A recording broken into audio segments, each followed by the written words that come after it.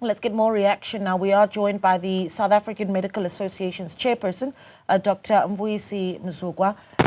Dr Mzukwa, thank you so much for joining us. Concerning revelations that we heard today with the handing over of that report to the health minister. And then, of course, there's the question around what, the South African Medical Association makes of this. I think just front-facing, that, listen to this. In 2018, black anesthetists, and I know that I probably butchered that, were 6.5 times more likely to be found guilty of fraud, waste, and abuse. Initial reaction. Good evening to you, Naledi, and your viewers, and thanks for inviting us to your program. Now, Naledi, maybe first of all, let me just outline a bit. Some people may not know, what South African Medical Association is. This is a representative body of doctors, both in public and the private sector. They represent the interest of doctors, but also the interest of patients, in both sectors. Now, Naledi, we, as the South African Medical Association, we welcome the release of this long-awaited report of the independent Section 59 investigation that was commissioned by the minister.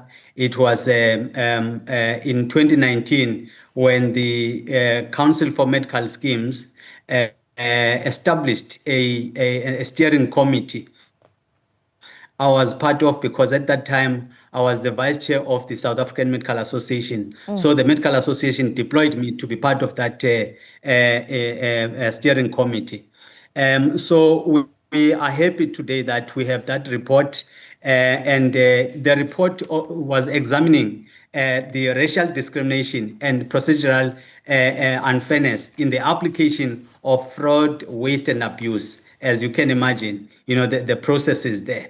And we, like I said, we're involved because as the South African Medical Association, we understand that our members and the association at large cannot tolerate, we don't tolerate any form of racial discrimination.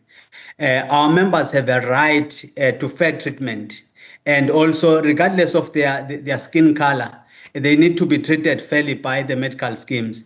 I mean, post-1994, it is really disappointing that we have a section of this nature, and a chapter of this kind, that is facing a black child.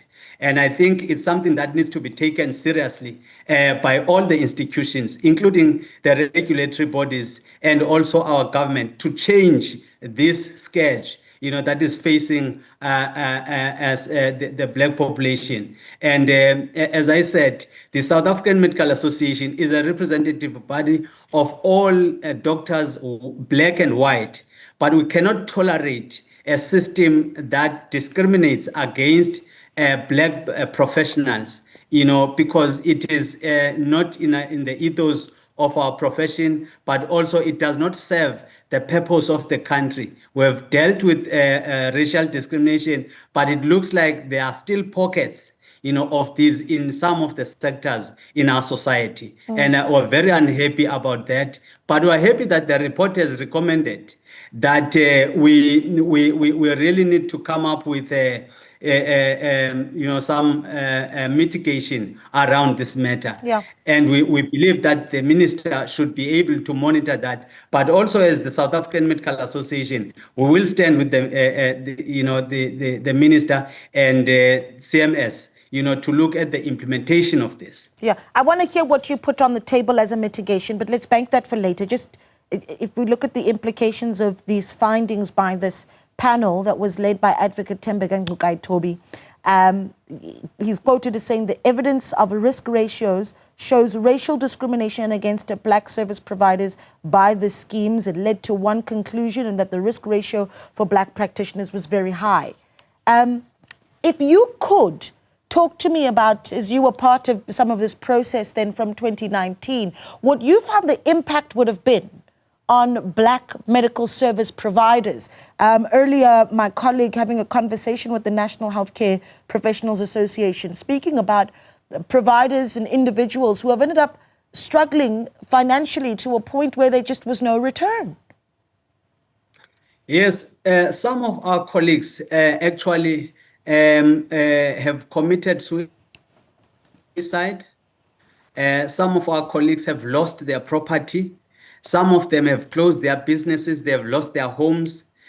Because what's happening is that you've got this medical aid or this medical aid would come to you and say, you're owing us R1 million. And you must sign this acceptance. And, they also, they would go back even more than 3 years, to say from 2021, we need medical records of this patient and stuff like that. And when you say, but who's going to be getting a consent, because we know that this is confidential information, who's going to be getting the consent from these patients? They will give you about 30 patients, for example, even more. So you'll tell me, Naledi, where do you get a person that you've seen in 2021? Because that person may have moved to other provinces. That person may have moved to even abroad. Yeah. So it became a very difficult issue for these practitioners because you don't get a consent, for to release those documents, and it is it is a very long period. Like I said, it can even be more than 3 years. So you find these practitioners losing their livelihoods, going into psychological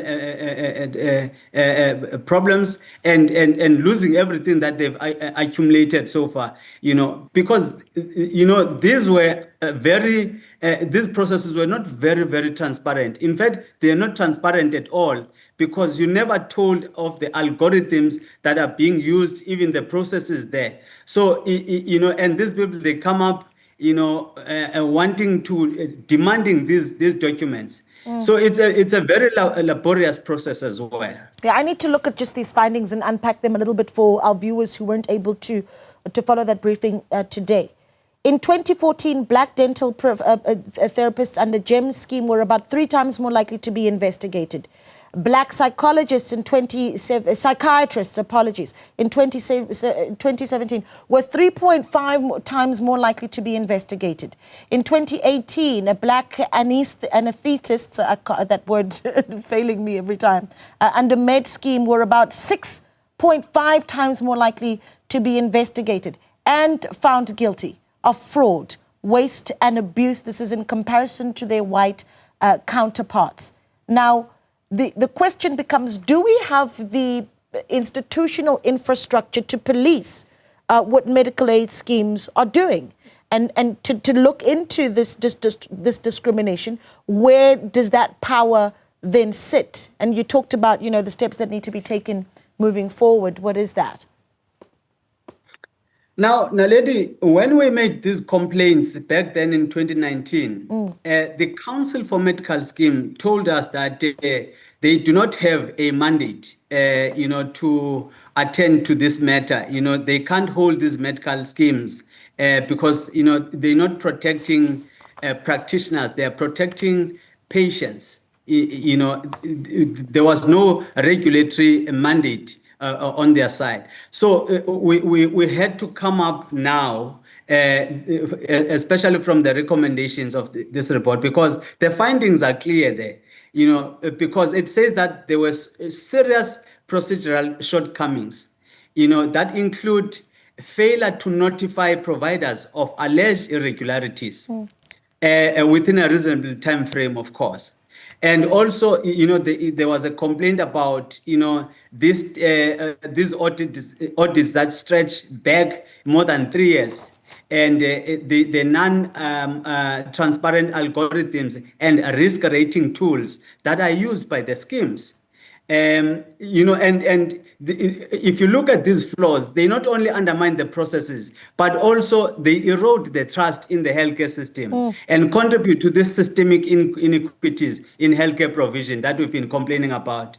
Now, if we were to look at the remedial action as suggested there, we need to look at the legislative part, We need to look at the regulatory part, including the Council for Medical Schemes. We need to look at the operational aspect or the administrative aspect. Yep. How do we make sure that this is not repeated? And I think all the stakeholders must have an input in that in those layers that I've just outlined now. But also, we as SAMA, we are calling upon the medical schemes and the Council for Medical Schemes to immediately stop all these investigations that they are doing now until there's a new framework to work on these matters, so that we do not allow medical schemes to further discriminate against the black practitioners as it is outlined there. Yeah. Dr. Mzukwa, they're saying stop the investigations that are taking place at the moment on black medical service providers by these medical aid schemes. But thank you so much for joining us. An absolute pleasure. We are, of course, looking forward to chatting to Dr. Aaron Motsoaledi, Minister of Health, as we continue to get his views on what the next steps possibly could be after that report by that panel of inquiry was handed over to the minister today. Thanks so much to Dr. Mvuyisi Mzukwa, the South African Medical Association's chairperson. We've got more news on the other side of this. Stay with us.